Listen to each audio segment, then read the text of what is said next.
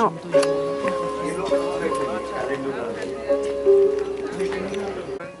to this first ever effort of Embassy to organize the Ayush Camp in this lush green lawns of our Embassy residence. As you must be have seen the program, it is all there, but I'll just give you a brief this thing of the program. We will start with the familiarization talk with our ambassador, His Excellency Mr. Malay Mishra. Thereafter, we have arranged this kind of yoga tent where we will, first of all, we will have a half an hour of Pranayama session by Mr. Ervin Nagy from Yoga in Daily Life. After that, we will have a 1 hour yoga session by Mr. Andras Veres from Sivananda Yoga Centre. And then we will have a lunch break where you can have some vegetarian Indian meal.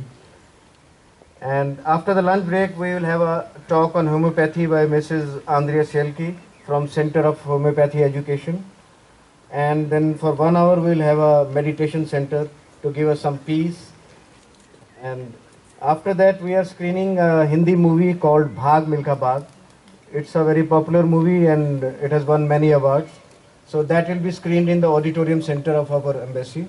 You are most welcome to join. It will start at 4:30 in the evening. And all through the day, we have arranged for some stalls for consultation.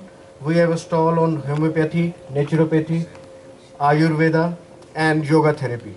So you are most welcome to consult all of our experts here, and most welcome to call your friends and family. If they have some problem, they can always consult. This will be operational till 4:30 today. So now I invite His Excellency Ambassador Malay Mishra to give us a familiarization talk and welcome you all. Thank you. Good morning, ladies and gentlemen. Welcome to India. All of you are standing on Indian territory. So welcome to you all to what we call India House. This is, as he said, our first attempt to introduce all the elements what India stands tall in front of the world today here. These have all come from thousands of years of our history, philosophy, spiritual traditions, heritage is a part of everything that we are proud of in India. And I'm sure along with us, all of you are also engaged in some way, at least in your interest in knowing. And that gives us a lot of happiness that you've all come here to understand what it is all about. And therefore we put it on our website, we announced it freely, and everything is free, the whole day is ours. And it is kind of a exploration, your self-exploration of the potential which you have within yourself to develop it for your own benefit and for the benefit of your family, of the community, of the country at large, everything else. I know there is a large interest among our Hungarian friends to visit India. They have been visiting India for ages, but of late there is a new interest developed in knowing about Ayurveda. Ayurveda, as you all know, is the most ancient medicinal science. I emphasize on science because it is scientifically authenticated over the years. Yet in Europe, we find a little limitation on that. In Europe, people don't think that Ayurveda could be a scientific discipline, and therefore it does not find the legitimacy it requires to come to Europe. And we are having an uphill task in promoting the virtues of Ayurveda at what it can give you as human beings in your own lives. There are many other sciences which are being promoted by this department called Ayush, which acronym stands for A for Ayurveda, Y for Yoga, U for Unani, S for Siddha, and H for Homeopathy. Thus it is called AYUSH, Ayush. Ayush also means life. So the acronym means life, longevity. So how all these systems are promoting human life and quality life. That is what we are going to. This is a very big step on the part of the Government of India to introduce all these systems. Of course, they are well known in India, but outside of India to the rest of the world.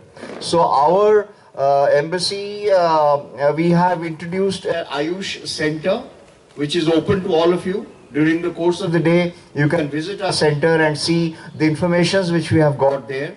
We have number of books on Ayurveda, on homeopathy, pamphlets, and various other reading materials, audiovisual material which you can pick up. We have got somebody there. It is right here in the next building, which is our embassy building. And feel free to spend your entire day here. There are 4 consultancies available for you. We all believe in holistic life these days. We cannot compartmentalize ourselves. We cannot think that only A medicine will suit us and not B medicine. It has to be a conglomeration of medicines. Medicines of different kinds. Need not be of a pill. A medicine could be in the form of meditation. A medicine could be in the form of a yoga. A medicine could be in the form of naturopathy, in the form of diet, in the form of good living, in the form of balanced living. So it does not necessarily mean that we are embracing chemicals. It does not necessarily mean that we are embracing poison, to cut our poison. We can imbibe good things within ourselves to cut our poison.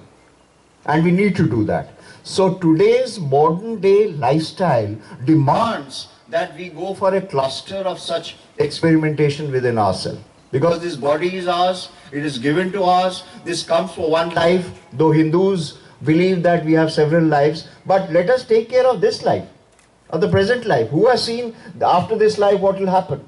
We don't know. Let us first mend this life for us, and then we go to other lives thereafter. We will see what happens after this life goes away. We should be more interested in bettering this life. That this life has been given to us by God, let us take care of that. So this is our humble effort today, very first experiment, and today we were just keeping our fingers crossed that the weather should be good, and weather is very nice. We are very happy, and please enjoy the lawns and the flowers and the nature around, and feel free to walk around, talk to people. Some of us are very knowledgeable in their respective fields. Some of us would like to learn, experiment more.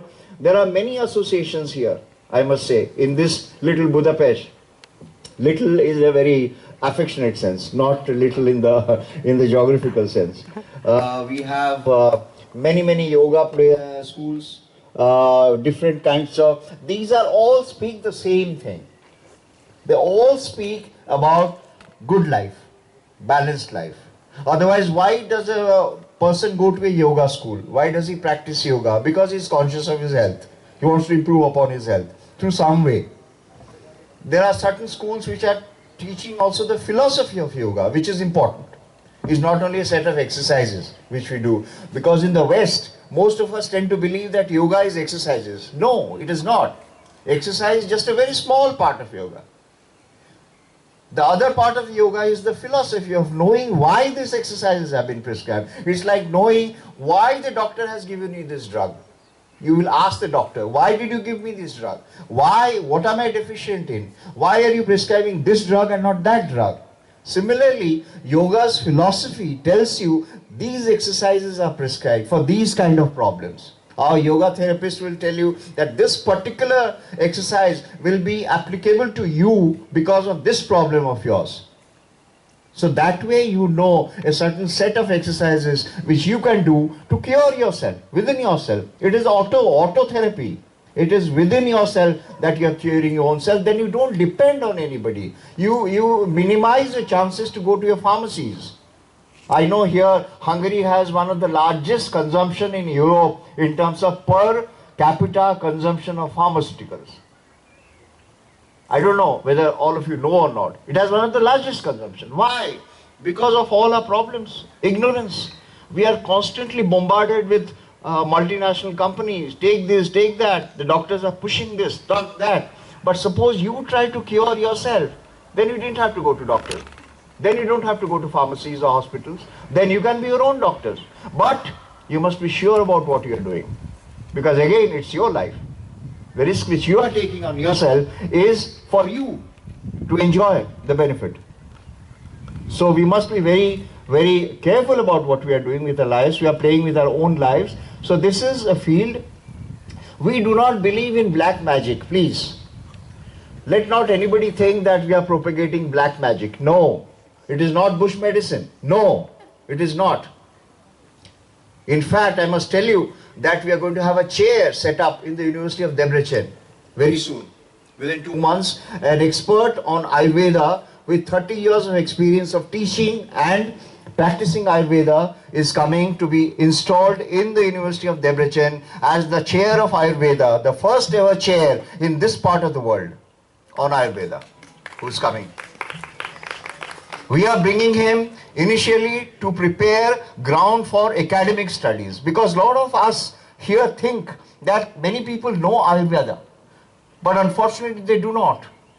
And it's simple, because there's no scope to know here, because there has been no authentic Ayurvedic institution to go to learn Ayurveda. But some of them, they will pretend that they know Ayurveda, and they are teaching Ayurveda to others, like a blind man teaching the others. So the others are also following the blind man's teachings, because the person who is teaching, he is himself deficient. But now to go over that situation, to correct that situation, we are getting an actual authentic Ayurvedic person from India who will run courses for anybody who is interested, and particularly for doctors, for Western allopathic doctors, because they need to know more. Because you know, Ayurveda and the general medicine, they are same. For 2 years, the courses are the same, and then they branch out. The Western medicine takes 3 years, 3.5 years. Ayurveda takes 3.5 years. So 5.5 years courses for medical graduates, 5.5 year courses for Ayurvedic graduates. Then a doctor, then an Ayurvedic doctor happens after taking 5.5 years of course, not with 7-8 months of a diploma from some nondescript institute somewhere in the world. You cannot be an Ayurvedic. It is a science. You have to learn it. And besides, in India today, there are scores of research institutions in Ayurveda. They are conducting research. So in fact, Debrecen University has himself proposed that they will set up a research institute in Ayurveda in Hungary, because of the need for scientific proving and testing of the Ayurvedic medicines. So long as that is not done, people will still believe that it is bush medicine, and it is not.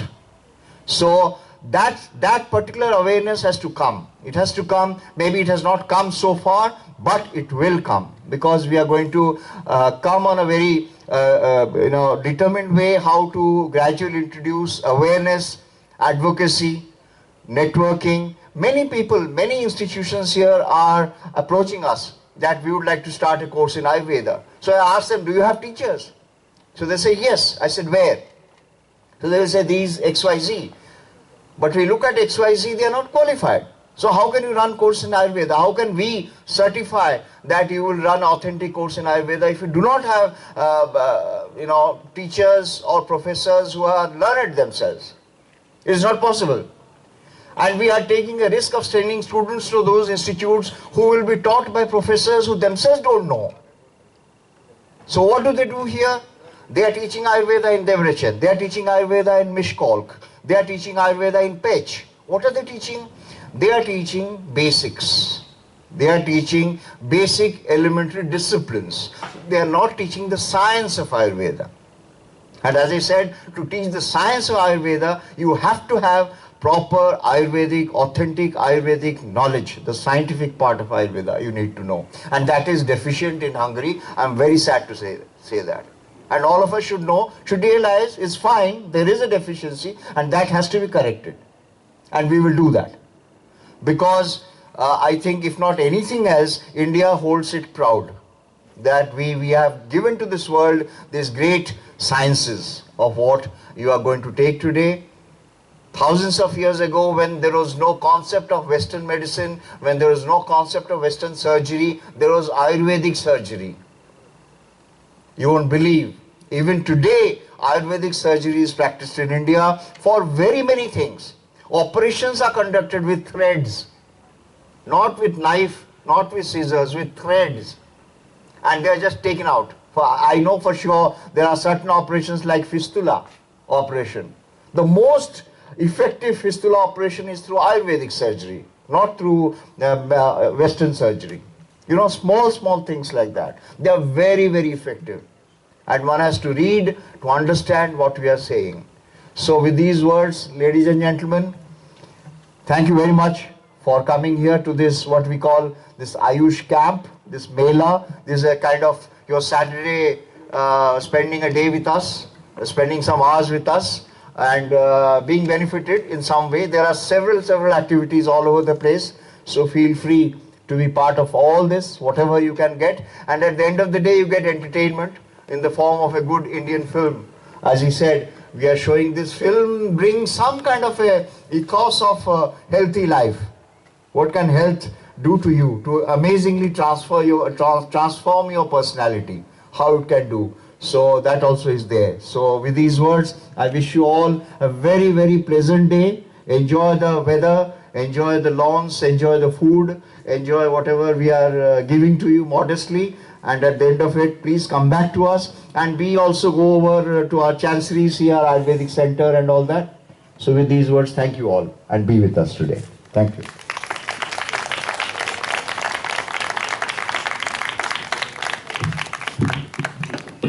Thank you, Excellency. Now we will start with the Pranayama session by Mr. Ervin Nagy over there under the tents. But before that, I would request all of you to taste some hot samosas which we have brought for you, and then we start the program. And the consultations will be going side by side. So people interested in Pranayama, they can move over there, and people who want some consultation in Homeopathy, Ayurveda, Yoga therapy, Naturopathy, they are most welcome up over here. Thank you very much, ladies. Just a little tip, what he didn't say. Pranayama, yogic exercises are best done empty stomach. So I wouldn't advise anybody to go to Pranayama after having 2-3 samosas, please. The samosas will stay. You can have your Pranayama and come back and have your samosa. Thank you. Thank you.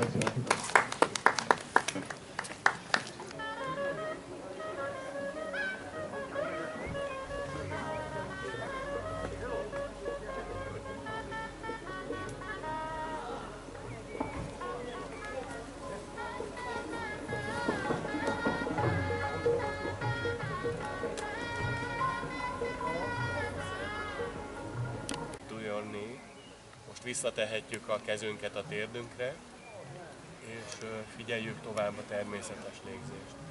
And we can continue observing our natural breathing. Behúgy szemmel, figyeljünk befelé, figyeljük meg belső érzetünket.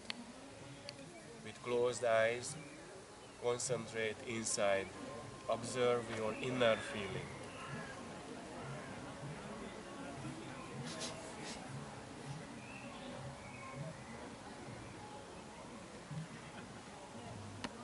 Because the way of healing in Western medicine is to have an impact on the organism which is opposite to what's going on in the body, and therefore push it down, eliminate it.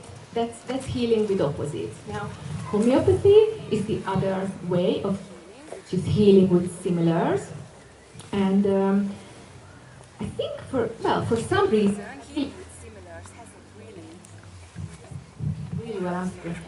healing with similars hasn't really taken off, because healing with opposites has become very, very good in the time of Galen and the time of birth of modern Western medicine, with antipyrotics and treatment of syphilis, which meant that suddenly there was a cure for people that was quick and easy. official diagnosis, the Western diagnosis, only as a support. So it's not enough for me to know that you have asthma, because your asthma may be different to your asthma or to your asthma. And what I'm interested in is what your asthma is like, how you produce an illness that will not be produced by any other person. And that's when I have a good prognosis for selecting a homeopathic remedy that will be yours. This is called the Besorolásra mandula